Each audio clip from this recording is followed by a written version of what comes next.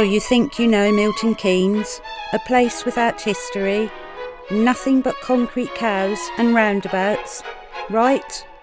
Wrong. Huh? Contrary to popular belief, Milton Keynes wasn't just plonked in the middle of a field. The history of this new town is more rich and diverse than you may think.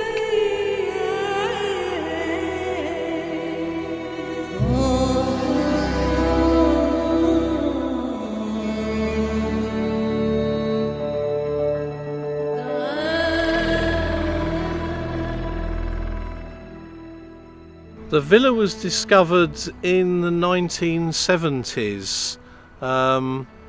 It was found as a scatter of Roman building material and pottery and so on in plough soil. The site is a Roman villa, which means it has a house and farm buildings and farmyards. And a whole host of other features.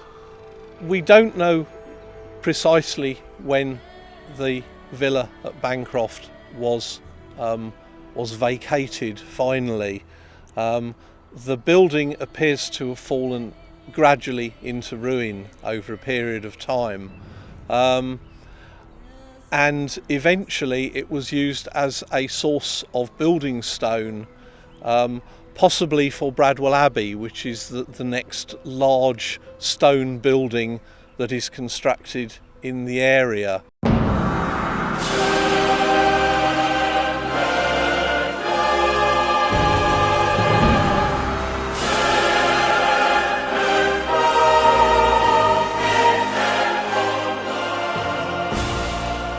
Watling Street is one of the main roads of Roman Britain.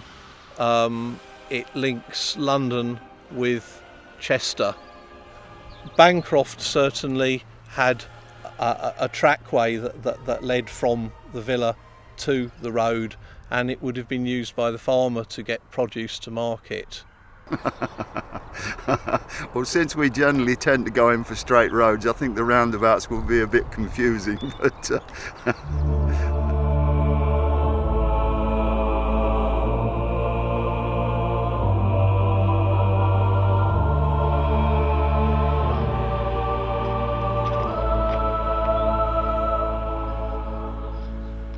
people in the community around us, well, depending on how the crops have gone, they may at times be starving. One of the attractions, I suppose, of living in a monastery is that it's very rare for us to actually go completely hungry, because we do own the land around here, because we do have farmers that pay us rents, but particularly because we have the tithe barns.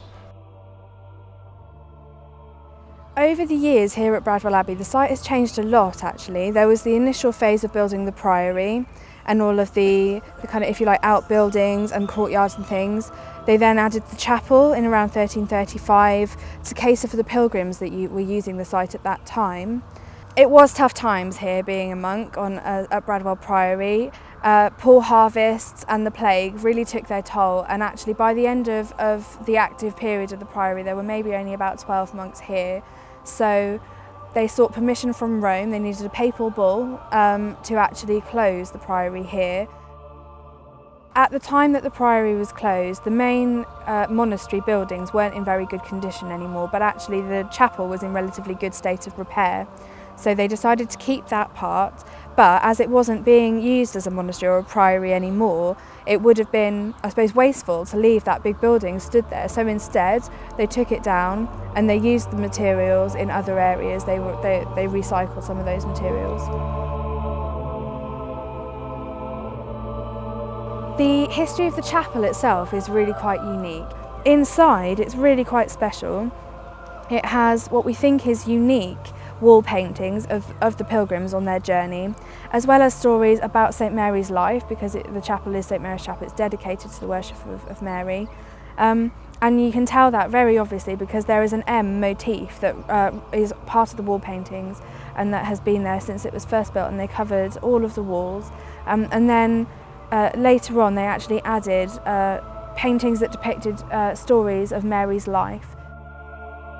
I think Milton Keynes has such a rich history, but it's very often hidden away. As we are here at Bradwell Abbey, we're surrounded by an industrial estate. So the thing about Milton Keynes' history is you have to go looking for it. But there are thousands and thousands of years worth of heritage here in the city. So rich, so many different time periods. So it's really worth the effort of going to look for it.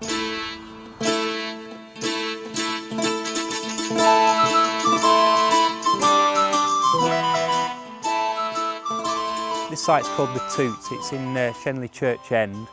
It's quite a complex site in a nutshell really, but essentially what we have here, just hidden in the trees over to my right here, we've got a motte which would have been part of a Norman 11th or 12th century Motte and Bailey castle.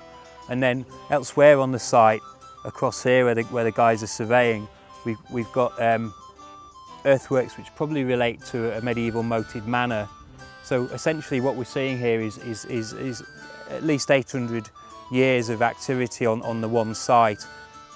One of those squares is 5 metres. So I brought the group here today to this rather complex earthwork site, really show people how we arrived at the, if you like, received wisdom about these sites. A site such as this one, which really doesn't have a lot of trace in the historical record, and as I said earlier, was at one point misinterpreted as a Roman site. How we come to understand and appreciate these sites as archaeologists is by going out and really looking hard at them and looking at the earthworks, the relationships between the earthworks, how some possibly post-date other ones, and really unpicking these sites.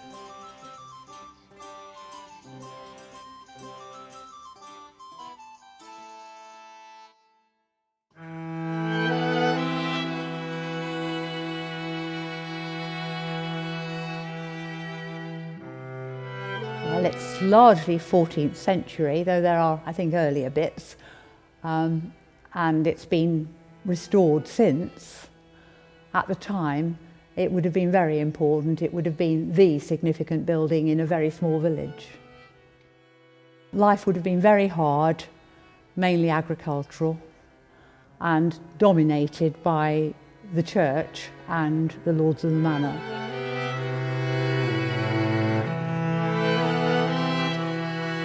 Well, Broughton Church is quite special in that we have got the medieval wall paintings and can see them. They got covered up after the Reformation, presumably, and plastered over completely, and they weren't discovered again until the church was restored, I think, towards the end of the 19th century. Somebody worked on restoring them. It was Professor Tristram. Some people think he was a bit over-enthusiastic because they look in extremely good condition, and I think he used his imagination a bit. But he was pretty faithful to what we know of other medieval wall paintings. The colours are pretty good. And as you go out through the door, notice that the door itself is actually very old. About 500 years old, I believe. And some of the ironwork is old to match. There's some beautiful nails. And a ring here, which is actually a sanctuary ring. If you were running away from the law, as an outlaw or a criminal, or just had got on the wrong side of the law somehow, or were frightened, you could seek sanctuary in the church. And if you got as far as this and hung on to it, that was as good as being inside, and you were safe.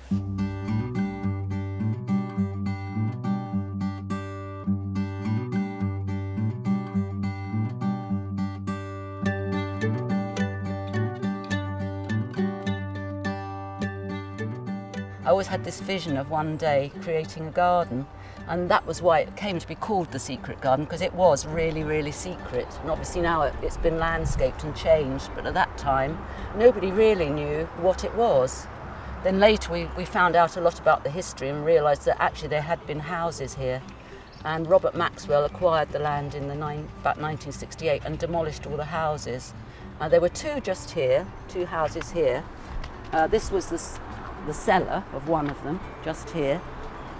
And they were two semi-detached houses, but they were lived in by the station master was in that one, and the works accountant was in this one, and the works doctor lived in one, which is over there, and there was a tennis court. They were quite grand houses, and they were built in about 1846, I think.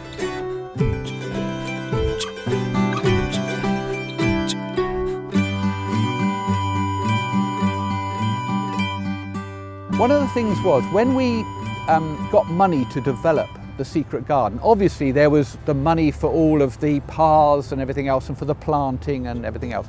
But we also got money for archaeologists to come and to do a real archaeological dig with the pupils who were at Bushfield School. And at the weekends, adults, people like me, coming along and living our Time Team fantasies, we all had to go, and all, you know, proper stuff. In the accountant's house, we discovered in the census that he was a man who lived on his own. He was a late middle-aged man, but we found in his little pit, we found half bottles of champagne and oyster shells. So it sounded as though he had a pretty good life, really, didn't it? But yeah, it was a lot of fun, and the kids had a lot of enjoyment out of finding those kind of things.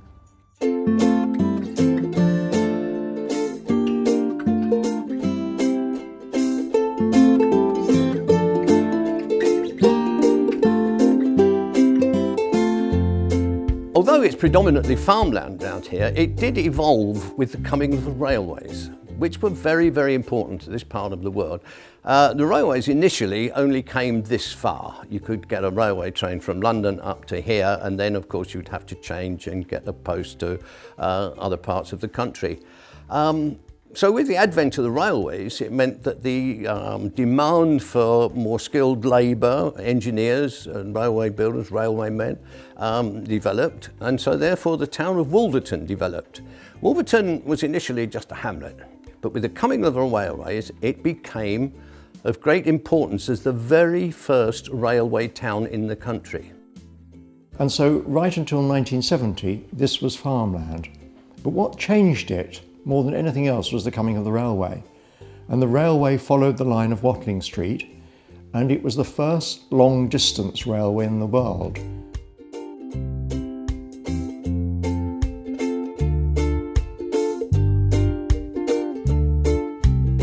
Because the museum was started by people who lived in this area before the new city, much of what they could bring went back to Victorian times. And I think that also includes our most important artefacts, such as the tram car, which was the longest steam tram car ever built. And it ran between Wolverton and Stony Stratford. We've got incredible history. And the trouble is, of course, when you have a very large population that comes in that weren't born here, they don't know that history, but we've no way of telling it. And I think that's sad. That's why I think this museum is important, and why it's got to go on developing and tell not only the story of the new city, but also the story of older Milton Keynes. I think people who don't know it, who just read about Milton Keynes in the newspapers, think it's a new town, and therefore everything in it is new. Now, nowhere is new, is it? I mean, every place in the country has a history. Milton Keynes has a lot of history, probably no more or no less than anywhere else, but it's all there, and it's all available to people, and perhaps they should look a little bit harder.